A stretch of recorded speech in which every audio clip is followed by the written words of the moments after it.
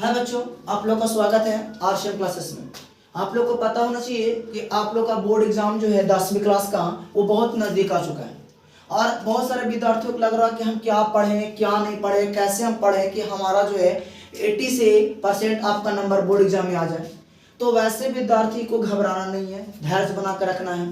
मैं उन लोगों के लिए कुछ रूटीन में लेकर आया हूँ कि कौन कौन सिलेबस, कौन कौन विषय को क्या क्या घंटा पढ़ा जाए, कितना कितना दिन में जो है किस चीज़ को हम पूरा कर सकते हैं। तो ये पांचों विषय को पढ़ने के लिए, ठीक है, जिसमें आपका गणित, विज्ञान, सामाजिक विज्ञान, हिंदी और संस्कृत को पढ़ने के लिए मैं आप लोग को 40 दिन का टारगेट लेकर आया हूँ। मतलब 40 दिन मैं आपको ऐसा टाइम टेबल बताऊंगा जिससे आप अच्छे ढंग से पूरा का पूरा सिलेबस को पढ़ सकते हैं बढ़िया से, जिससे आपका नंबर जो है 400 प्लस आ सकता है। इसमें आपको ध्यान कर देना है कि आपको इस 40 दिनों में ना तो किसी प्रकार का त्यौहार आना चाहिए, नहीं तो कहीं घूमने जाना है, नहीं तो आपका मोबाइल उपयोग करना, सिर्फ और सिर्फ आपको पढ़ने पर फोकस करना है। बस आपको 24 घंटा में 5 घंटा पढ़ना है।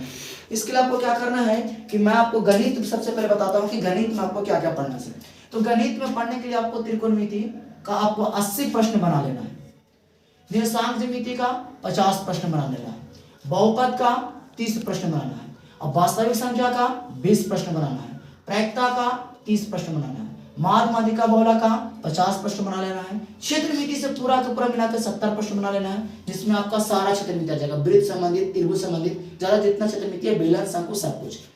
द्विघात समीकरण से आपका 50 प्रश्न बना लेना है और त्रिभुज से आपको 20 प्रश्न बना लेना है। अर्थात आपको टोटल के टोटल प्रश्न जो बनाने हैं मैथ से वो आपको 400 बनाने हैं।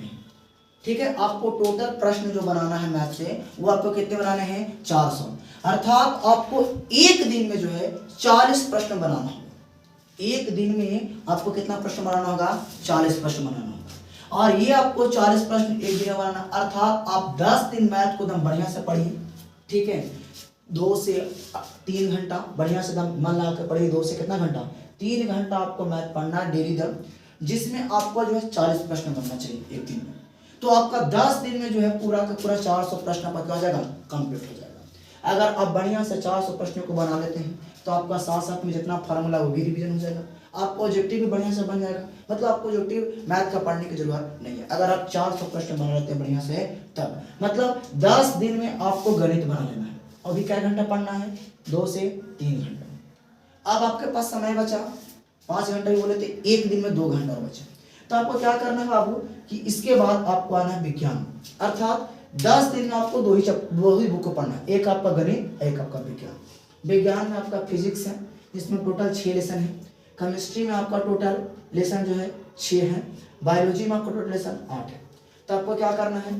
3 दिन पढ़ना बढ़िया से फिजिक्स को, 3 दिन पढ़ना केमिस्ट्री को और 4 दिन पढ़ना बायोलॉजी। जो आपके पास समय बचा 2 घंटा, उसमें एक दिन पढ़ लेना फिजिक्स 3 दिन, तो 3 दूनी 6 घंटा हो जाएगा।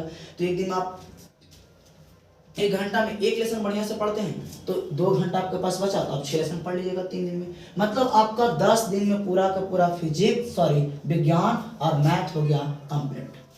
ठीक है, एकदम बढ़िया से 10 दिन आपको मन लगा के गणित और सिर्फ क्या पढ़ना है? विज्ञान पढ़ना है। इसमें 3 दिन आपका फिजिक्स, 3 दिन केमिस्ट्री और 4 दिन बायोलॉजी पढ़ लेना।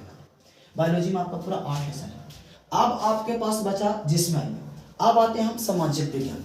तो सामाजिक विज्ञान आपका 80 नंबर का पूछता है, जिसमें आपको बच्चों अर्थव्यवस्था आता है, ठीक है, आपका जो है राजनीतिक शास्त्र आता है,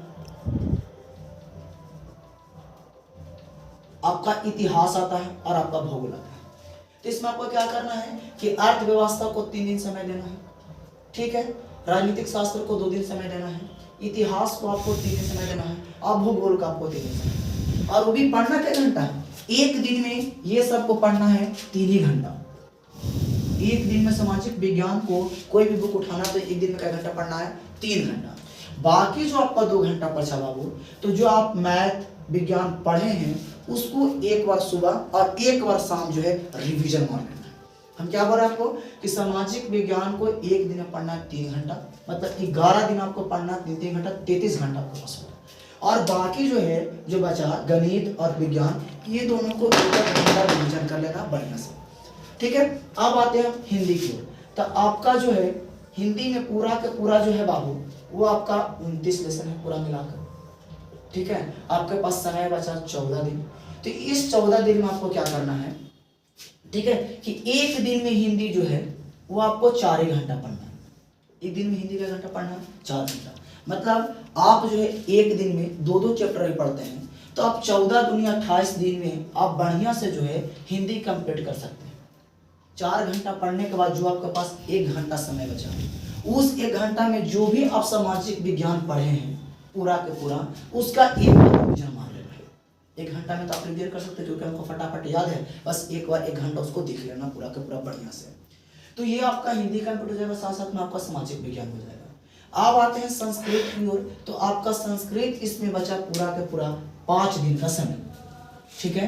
तो 5 दिन के समय में संस्कृत को क्या करना है कि अगर मान लीजिए इसमें छोटा छोटा चैप्टर है, अगर आप एक दिन में जो है 4 घंटा पढ़ते हैं संस्कृत को, एक दिन में 4 घंटा, तो आपका एक दिन में 3 लेसन आराम से कंप्लीट हो जाएगा। फिर भी आपको बचेगा 1 घंटा, तो जो आपका 1 घंटा बचा उसमें जितना आप हिंदी पढ़ें उसका एक बार रिविजन कर लेना।